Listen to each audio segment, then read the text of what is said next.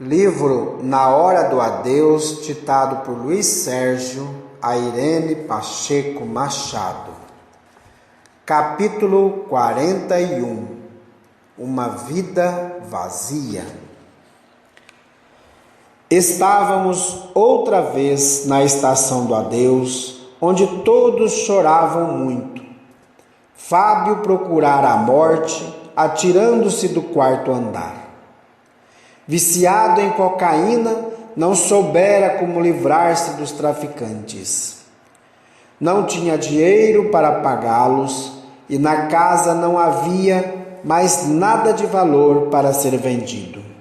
O pai era a figura do fracasso e o filho de 20 anos, um farrapo humano. Olhando aquele corpo inerte, divisamos a luta daquele casal para libertar o filho das drogas.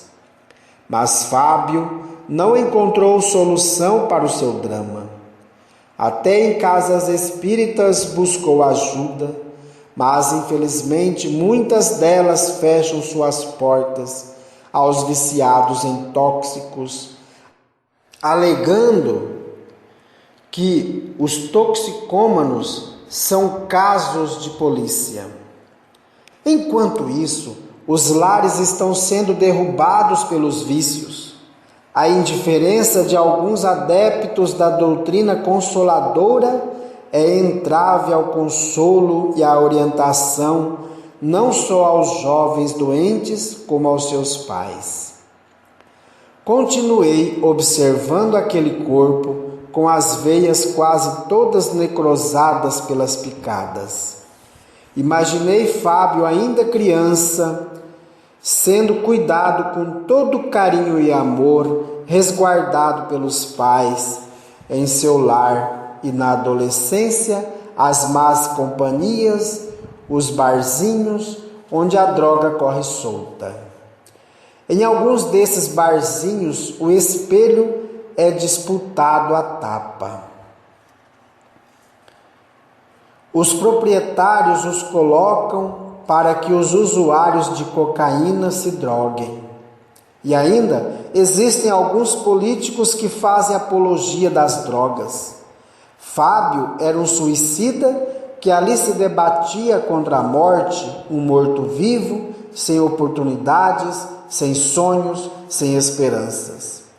Não estudava, vivia sujo, com cabelos longos, despenteados, brincos, enfim, uma figura estranha.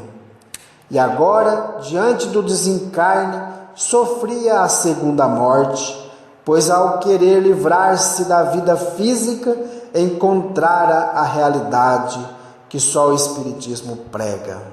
A vida além da vida, que não termina com a chamada morte. Fábio chorava baixinho, tentando desvencilhar-se do corpo físico, todo quebrado. Mesmo desencarnado, via-se colado àquela matéria. Pamela, você está vendo o que eu estou vendo? Sim, Luiz. Fábio não consegue libertar-se do drama que viveu na hora em que se atirou do quarto andar. Podemos ajudar, Henrico? Perguntei. Podem, não recordando a fracassada vida de Fábio. O que se torna preciso é orarmos para que ele possa desprender-se dos laços que o retém junto ao seu corpo material. Chegamos pertinho de Fábio e começamos a orar. Ele foi como que adormecendo, mas logo os comentários sobre a causa do seu desencarne o acordaram. Andei por entre os amigos encarnados da família, pedindo que orassem, mas ninguém me ouvia. Os pais, coitados, estavam tão perturbados que nem conseguiam orar. Os comentários eram terríveis. Sabe que Fábio batia no pai e na mãe, chegando a levá-los até os hospitais com braços e cabeças quebrados pelas pancadas que sofriam? Enquanto falavam mal de Fábio, seus pais diziam: coitado do nosso filho, foram os amigos que o levaram ao vício. Era um bom menino. Quando não estava drogado, era um anjo que a cocaína transformava em demônio. Vendo que ninguém orava, juntamo-nos os 4, Henrico, Pâmela, Plácido e eu. Com alegria, vimos que Fábio estava conseguindo afastar-se um pouquinho do corpo físico. Mas se o homem soubesse mais sobre o suicídio, lutaria para não o praticar. É terrível o estado da casa mental daquele que põe fim à própria vida. O físico era nivelado com flores e velas e apenas 1 centímetro separando os 2 planos, desenrolava-se o desespero de um suicida. Enquanto isso, os encarnados permaneciam indiferentes, uns por ignorarem o drama dos suicidas, outros pensando: por que orar por quem não quis viver mais? Estava se aproximando o enterro e Fábio lutava para sair da cadeia da agonia. Nós tentávamos ajudá-lo, mas confesso que não conseguíamos. Foi quando um espírito muito iluminado se fez presente. Orou a prece de Cáritas, ficando nos nossos ouvidos a frase: dai a luz àquele que procura a verdade. O Espírito foi orando e nós o acompanhamos. De repente, ouvimos um grito estridente. Confesso que por nos encontrarmos em prece, concentrados, assustamo-nos. O grito era de Fábio, que apesar de haver conseguido se desprender do corpo físico, relutava em se levantar.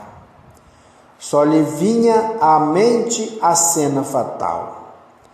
Segurou a cabeça com as mãos e quis sair correndo. Procuramos os laços que ligam o perispírito ao corpo físico. Eles se encontravam esgarçados, triturados pela violência do suicídio. A família gritava.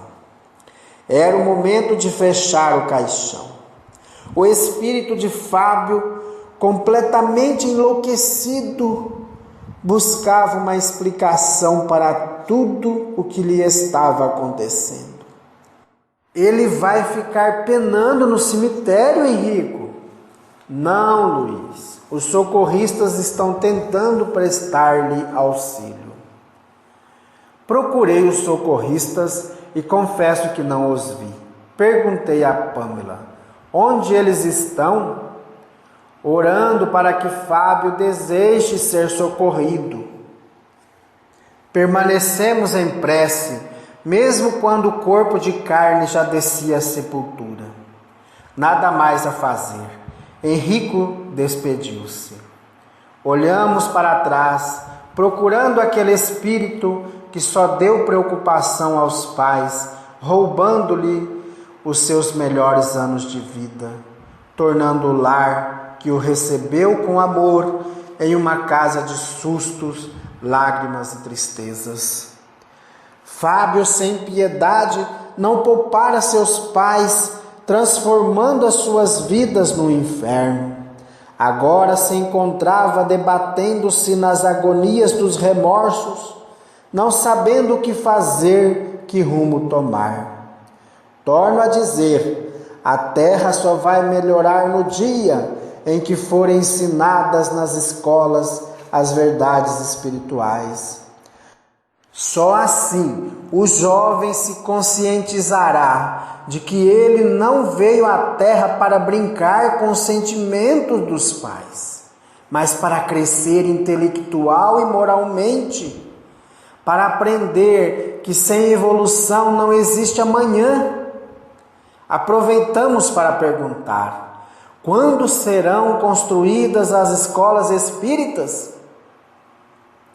Dali voltamos para as nossas colônias, onde recebemos muitas orientações sobre o que havia sido visto no plano físico.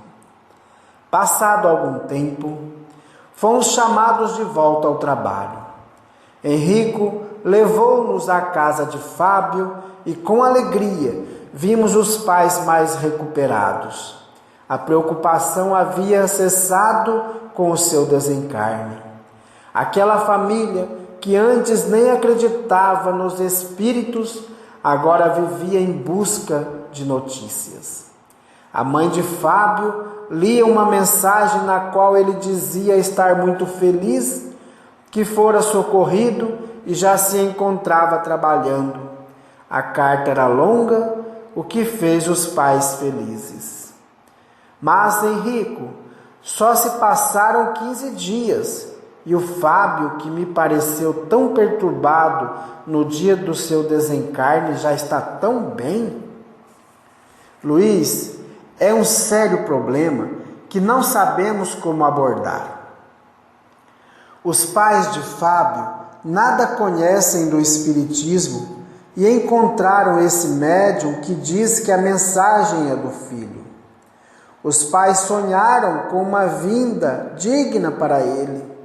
Entretanto, Fábio nada quis fazer de bom enquanto esteve no plano físico. Hoje, quando os pais recebem uma carta dele dizendo estar estudando e trabalhando, é uma glória. Como pode o filho, antes preguiçoso, que nada queria com os estudos nem com o trabalho, agora que desencarnou, já parecer outro homem bom, respeitável e trabalhador? Henrico, está certo o médium fazer isso? Não somos nós, Luiz, que vamos condenar alguém. Isso acontece com aqueles que nada sabem dos espíritos e encontram médiuns vaidosos que são adorados por essas famílias sofridas. Como desmascarar esses falsos profetas?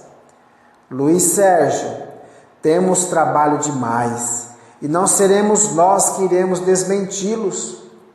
Nada como o tempo, porque ninguém engana indefinidamente. Mas coitada da doutrina espírita, para os incrédulos, quando essa carta for mostrada, quem irá receber os açoites será o espiritismo. Qualquer um, por mais anti-espírita que seja, sabe que ninguém muda em 15 dias. A morte não transforma a personalidade do homem, ela apenas o coloca nu diante da sua consciência. Henrico, mas os pais de Fábio estão tão contentes que nem condenam a atitude do médium. A atitude do médium é a de um charlatão, Luiz, porque está brincando com os sentimentos de quem está sofrendo. E depois, essas cartas são antidoutrinárias, porque a doutrina ensina a moral e a responsabilidade de cada um. Se o Fábio, quando encarnado, só causou dores e sofrimentos, e ainda mais se suicidando, como pode com 15 dias estar em paz? Quem ficar a par disso pode dizer: então vou aproveitar a vida, fazer de tudo, não lutar para ser digno. Posso suicidar-me, que serei socorrido e levado para um hospital, e de lá mandarei mensagens, o que é uma tremenda mentira. O espírito, por mais que tenha tido uma vida honrada no plano físico, com 15 dias de desencarne ele ainda está perturbado. Imagine um jovem que nada fez de bom e ainda se suicidou. Poucos espíritos com 15 dias, um mês de desencarne, já se encontram aptos a mandar mensagens. Francisco Cândido Xavier iniciou esse trabalho de mensagens com toda a proteção de Emmanuel. Agora, um médium iniciante, sem equilíbrio, sem disciplina, desejar iniciar a sua mediunidade já adentrando um dos mais difíceis trabalhos mediúnicos é pretensão demais. Esse médium necessita urgentemente buscar uma casa séria e trabalhar junto aos médiuns equilibrados que irão analisar os seus escritos antes que eles saiam às ruas. O médium iniciante não deve ter pressa de passar rapidamente pelos grupos de estudos para ser encaminhado aos grupos mediúnicos, com o intento de receber mensagem dos espíritos, principalmente dos recém-desencarnados. O médium que corre ligeiro para pescar pode pegar peixe podre. Tudo tem seu tempo e os grupos de estudo são destinados a preparar os médiuns para uma nova etapa de trabalho junto aos espíritos e aos encarnados. O médium que deseja uma mediunidade gloriosa tem de iniciar a construção do reino de Deus no coração, com as pedras do dar sem receber. Não adianta dizer-se espírita e fugir dos estudos, fugir dos trabalhos da caridade, fugir da autoevangelização, fugir das inúmeras oportunidades que a doutrina lhe oferece. Esses fatos desagradáveis só acontecem com os médiuns orgulhosos que nada sabem da doutrina. Os médiuns verdadeiros estão ocupados com seus afazeres e não têm tempo de sair por aí levando mensagens de recém-desencarnados. A doutrina espírita chegou para elucidar e não para fermentar a vaidade do homem. Sentimos-nos muito tristes ao constatar as inúmeras mentiras em relação às mensagens de recém-desencarnados. Há dias, Henrico, fomos chamados por uma família que desejava agradecer-nos por termos socorrido seus 2 filhos. Na verdade, fomos chamados lá, comparecemos, mas nada pudemos fazer. A médium que dizia nos receber não tinha condição de fazê-lo.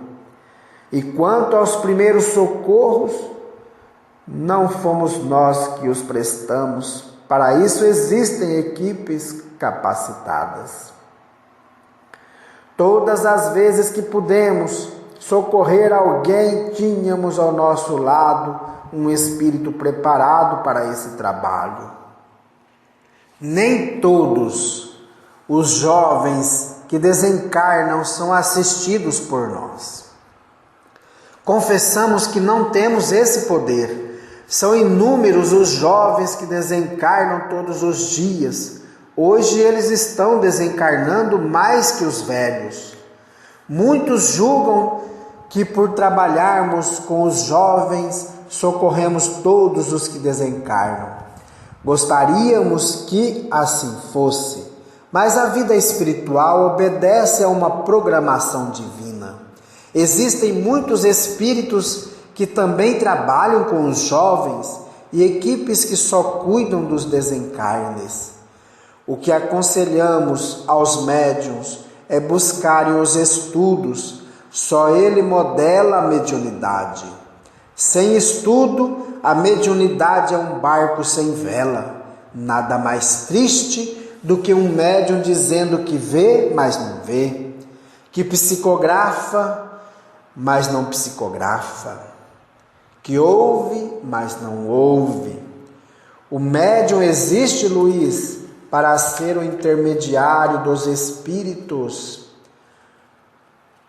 emprestar-lhes as suas cordas vocais, as suas mãos, e não para brincar com eles. Quem tem coragem de dizer a uma família que seu filho está escrevendo mensagem com 1 mês ou 15 dias depois de uma morte trágica, não é um trabalhador do Senhor? Henrico, você tem razão. Não existe mentira piedosa. Existem verdades para serem ditas e estas têm o tempo certo para serem reveladas. Todos aqueles que dão trabalho na casa espírita são os que não estudam e não servem ao centro. Eles estão sempre reclamando de alguém ou da própria casa. E o pior é que quando eles agem mal, é a casa que recebe os açoites. Quando o médium faz de suas, dizem assim, ele trabalha na casa tal, é isso que ele aprende lá? A casa tem por dever orientar os seus médiuns, e estes não só têm o dever de respeitar a casa onde trabalham, como também a responsabilidade de se tornarem verdadeiros espíritas. Na casa de Fábio, suas fotografias enfeitavam a casa toda. Antes sequer um porta-retrato havia, mas com o desencarne a saudade falou mais alto. Quando encarnado, Fábio era o desespero e as preocupações daquele lar. Agora ele era mais que saudade. A família mantinha tudo o que lhe pertenceu no mesmo lugar. Seu quarto quase nada tinha, tudo ele vendera, mas a cama e o armário ali estavam com algumas roupas coloridas. Observamos aquele cômodo. Era bem do Fábio que vimos debatendo-se no cemitério. Um quarto quase vazio. Como foi a sua vida?